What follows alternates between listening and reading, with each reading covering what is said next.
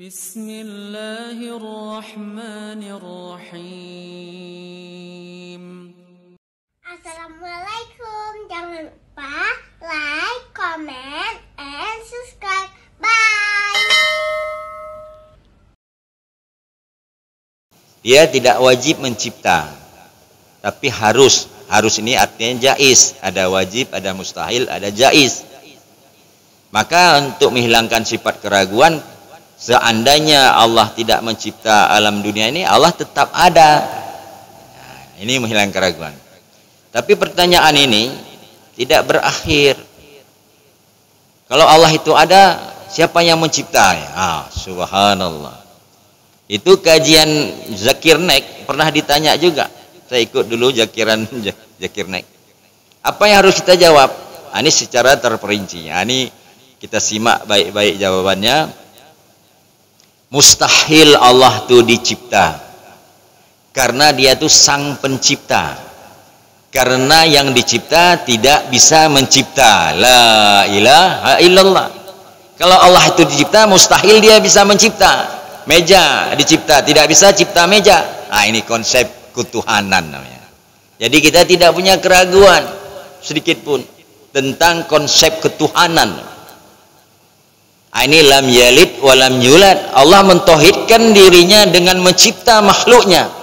Maka mustahil dia dicipta, karena dia sang pencipta. Karena yang dicipta tidak bisa mencipta. La ilaha illallah. Nah, ini konsep ketuhanan. Sebab ini banyak orang-orang ketika kami hijrah itu memeluk Islam. Jadi konsep ketuhanan ini juga menyebabkan kafir-kafir Quraisy itu masuk Islam. Gitu. Bagaimana kita sudah di Islam, konsep ketuhanan kita belum memahami. Hadirin dan hadirat yang dimuliakan Allah Ta'ala, ini secara tafsili terperinci.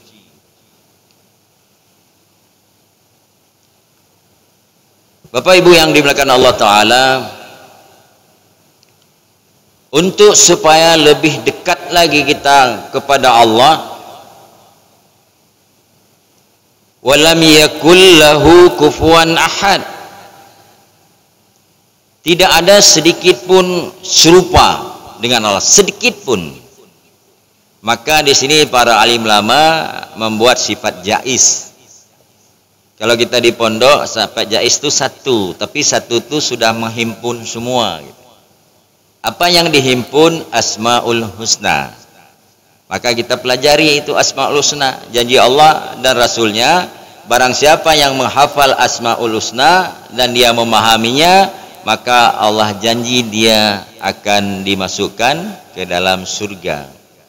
Sering kita dengar, ya Rahman, ya Rahim, ya Malik, ya Kudus, ya Salam, ya Mu'min, ya Muhaimin, ya Aziz, ya Jabar, ya Mutakhabir, ya Khalik, ya Bari, ya Musawiru, ya Ghafar, ya Qahar, ya Wahab, ya Fatah, ya Rajak, ya Ghani, ya Muni.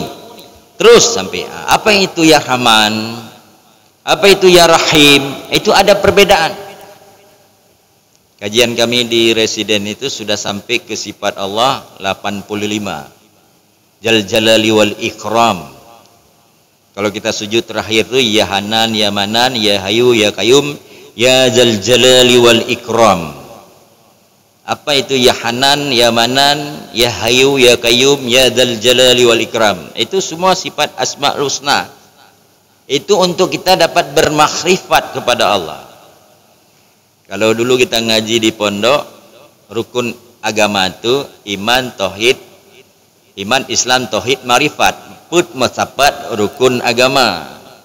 Saboh kurung hana sempurna rukun agama. Nah, dulu abu-abu kita itu rukun agama, bukan rukun Islam, bukan rukun iman. Ini rukun agama. Iman, Islam, tauhid, makrifat. Jadi sempurnanya seseorang itu marifat. Maka Nabi sabdakan awaludin marifatullah. Awalnya keyakinan itu mengenal Allah. Nah, itulah Allah kenalkan dirinya itu dengan Asmaul Husna. Belajar ilmu tauhid ini, Bapak Ibu yang dimuliakan Allah, dia memang harus ada cinta, mahabbah.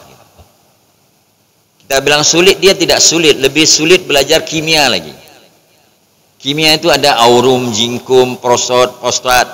Apa itu aurum, kode kimianya? Itu nama untuk emas. Fe itu untuk besi. Zn untuk jinkum. Kalau kita belajar ilmu-ilmu fisika, ada rumus E sama dengan M kali kecepatan keluar, lebih sulit lagi. Kalau kita belajar matematik, ada matrik. SMA itu belajar matrik. Tapi kalau kita tekuni apa itu matrik, mudah. Karena kata ustadz kita, kalau kita belajar ilmu agama, dunia itu jadi mudah namanya. Nah, jadi hadirin yang dimuliakan Allah Ta'ala, untuk belajar ilmu tauhid ini, pertama tanamkan rasa cinta. Sehingga Allah mudahkan. Tapi kalau tidak ada cinta, itu sulit memang. Karena jalan kepada Allah itu Allah katakan alladzina amanu hasyaddu hubbalillah. Orang yang beriman itu sangat cintanya dia kepada Allah. Jadi harus ada kecintaan. Bapak Ibu yang dimuliakan Allah Ta'ala, apa ini Rahman? Nah, ini mungkin nanti suatu saat kita akan masuk kepada sifat-sifat tersebut. Kalau ada waktu, ada umur, akan dibimbing oleh Ustadz Mursalin Basah. Tapi ini sekedar mukadimah atau untuk kita timbul rasa cinta lah, atau penasaran lah. Kalau kita ada penasaran, itu disebut mujahadah, manjada wajada. Jadi ilmu ini harus ada manjada wajada, bersungguh-sungguh. Kalau kita ditanya sama adik kita, bang, atau anak kita, Pak, Abi, orang kafir itu siapa kasih makan, siapa kasih rezeki? Dia sembahyang enggak, salat enggak, berarti kafir lagi. Nah, apa kita jawab? Bagaimana kita mengenal Allah? Inilah namanya sifat Rahman. Arti Rahman ini, dia memberi tanpa memandang, mau beriman, mau takwa, tidak takwa, ini sifat Rahman. Mau orang zalim, mau orang dia pembunuh, Allah kasih masih. Bahkan yang paling penting udara, oksigen masih diberi. Maka Allah abadikan namanya itu di atas paling tinggi. Sebelum dunia ini dihancurkan, dia mengiktilatkan, mengiklankan sifatku yang agung Ar-Rahman. Kau taat tak taat, aku beri. Ar-Rahmanul Arshistawa. Jadi Allah mengiklankan namanya Ar-Rahman ini, mau orang taat tak taat, ku beri. Karena sifatku maha pemberi namanya. Nah, ini kita sudah mengenal bahwa Allah itu memberi. Orang kafir pun orang beri, orang ingkar pun Allah beri. Tapi di sini yang diberi materi, bukan non materi. Ya. Kalau ulama memberikan perumpamaan materi rububiyah. Kalau untuk orang beriman mahbubiyah. Apa nih rububiyah? Diberi contoh, kalau kita pelihara ayam 100 ekor. Di antara 100 ekor itu ada 10 ekor yang kita sukai. Ada manusia 7 miliar, ada 2 miliar yang dicintai oleh Allah, namanya orang beriman. Yang 5 miliar itu diberi rezeki oleh Allah, rezeki rububiyah. Seperti ayam tadi yang 90 ekor itu, rezeki makanannya itu dicampain dengan tuannya. Dicampain. Misal katakan padi, dicampakkan padi itu. Ada jatuh padi itu ditemblek. Ada digot. Ada mengandung haram, mengandung subhat. Maka rezeki-rezeki orang kafir dia tidak memandang halal dan toib. Karena ada rezeki yang ditemblek di dalam got, seperti ayam tadi. Tapi rezeki orang beriman ini, dia tidak mahbubiyah dalam genggamannya. Walaupun sedikit berkah. Jangankan batu, padi pun tak ada. Jangankan temblek. Ini halal dan toib. Ini disebut rezeki yang diberikan oleh Allah, walaupun sifat Rahman tapi mengandung rahim. Dulu orang tua kita bilang Allah beri, Allah hajuk, Allah cok, Allah tamak. Allah beri untuk orang beriman, Allah juk untuk orang kafir. Juk itu campak, kasar. Kalau bahasa Aceh itu juk, kajuk ke deh, nah, itu bahasanya kasar. Neberi tiat, hanya lemoh. Ya, jadi dulu diajarkan kita oleh ayah-ayah kita, nek kita itu Allah beri untuk orang beriman, Allah juk untuk orang kafir, Allah cok untuk orang tidak bersyukur, Allah tamah untuk orang yang bersyukur. Itu Allah tamah, hanya untuk orang bersyukur namanya. Nah, ini sifat Ar-Rahman hadirin yang dimuliakan Allah Ta'ala. Ini yang kita belajar, ya Rahman. Kalau ya Rahim, ini khusus, tidak ada diberikan kepada orang kafir. Ini khusus orang beriman. Salat takbiratullah bersama imam dunia beserta isinya, ini tidak diberi orang kafir. Menyebut subhanallah, Allah berikan satu lahan di akhirat yang dikelilingi oleh kuda yang paling cepat. Membaca tabarakalladzi, Allah lapangkan kuburnya, ini tidak ada orang kafir. Karena untuk dapat ini mereka harus berikrar dengan syahadat, tinggalkan agama lain, masuk ke agama Islam, baru diberi yang namanya Rahim. Maka ini yang kita, ya Rahman ya Rahim. Hadirin dan hadirat yang dimuliakan Allah Ta'ala, ini kita makin mendalam lagi kepada Allah Ta'ala, makin rindu kita nanti kepada Allah. Apabila ini kita kaji, kita pelajari, kita dalami sifat-sifat Asmaul Husna ini, kita makin senang. Ini kalau kita jabarkan waktu singkat, yang ingin kita jabarkan sedikit saja yang kita amalkan. Kalau kita sujud terakhir, baik salat subuh, salat tahajud, yang terakhir itu kita baca ya Hanan, ya Manan. Apa ini maknanya? Dulu dalam satu riwayat hadis, saya hadisnya tidak hafal, mungkin dengan ustaz-ustaz kita tuh, Ustaz Mijaz, mereka hafal. Di hari kiamat ketika yauma yakunun nasu kal farasil mabsus wa takunul zibalu kal ihnil manfus, ketika dihancurkan dunia ini, sudah hancur-hancurnya, ada penghuni neraka orang yang beriman. Orang beriman ini ada masuk neraka, ada imannya yang kecil kali. Iman yang kecil kali ini sudah habis diangkat manusia dari neraka. Allah katakan kepada malaikat Jabaniyah, itu ada hambaku satu lagi, engkau ambil. Malaikat Jabaniyah itu masuk ke dalam, tidak ada ya Allah, sudah habis. Ada, kata Allah, bongkar itu batu, dibongkar batu hitam, ada manusia sudah hitam seperti batu.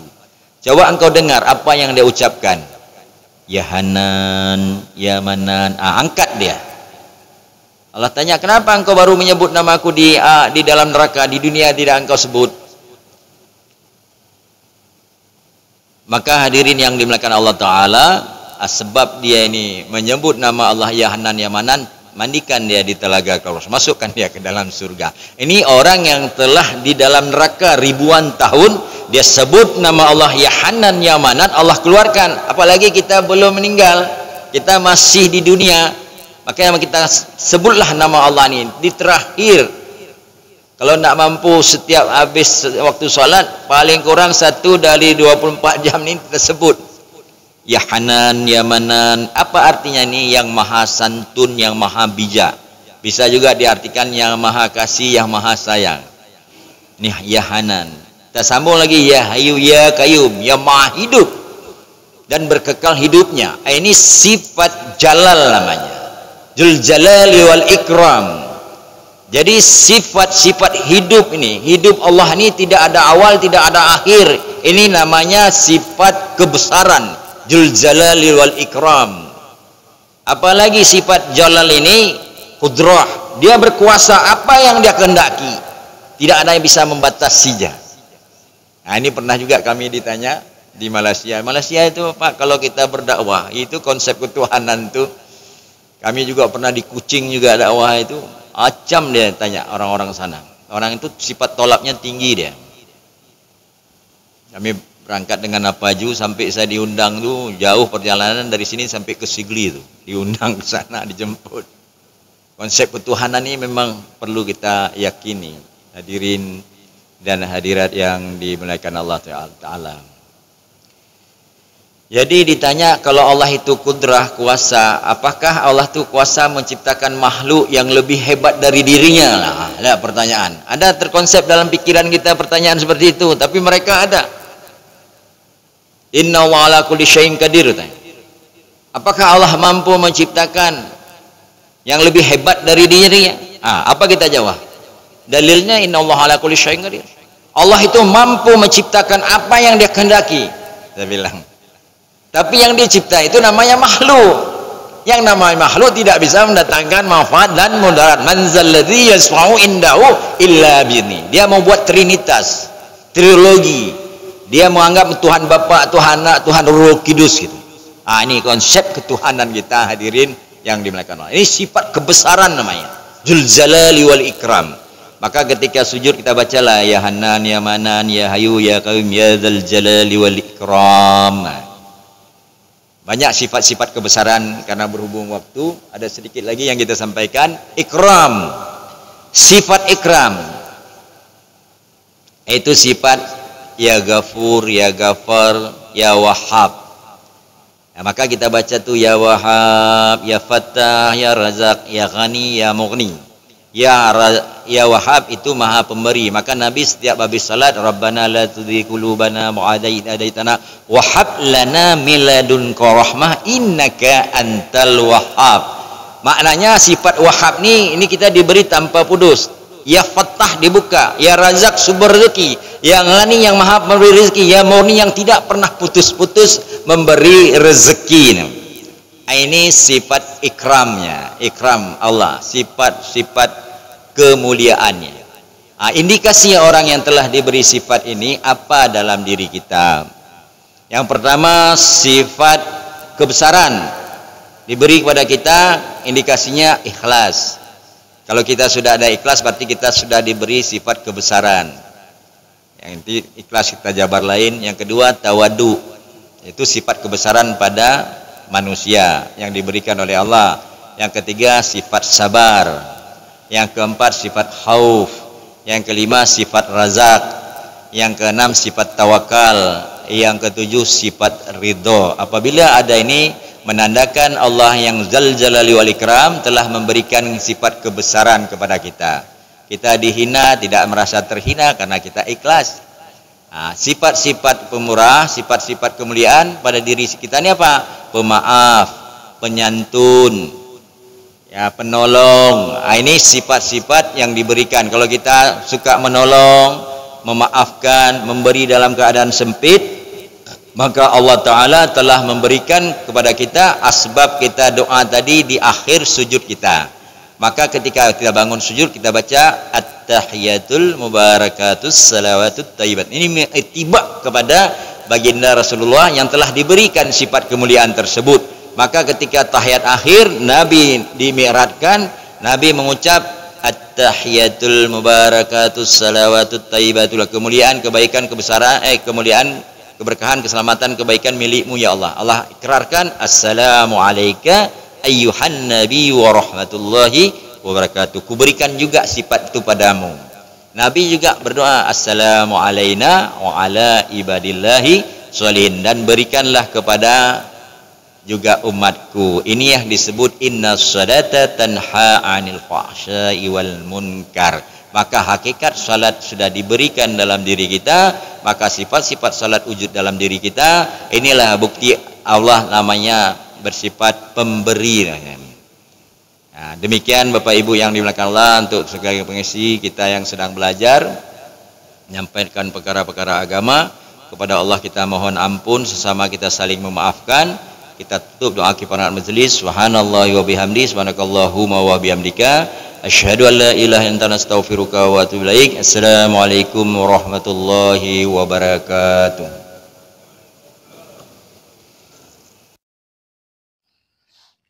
Terima kasih.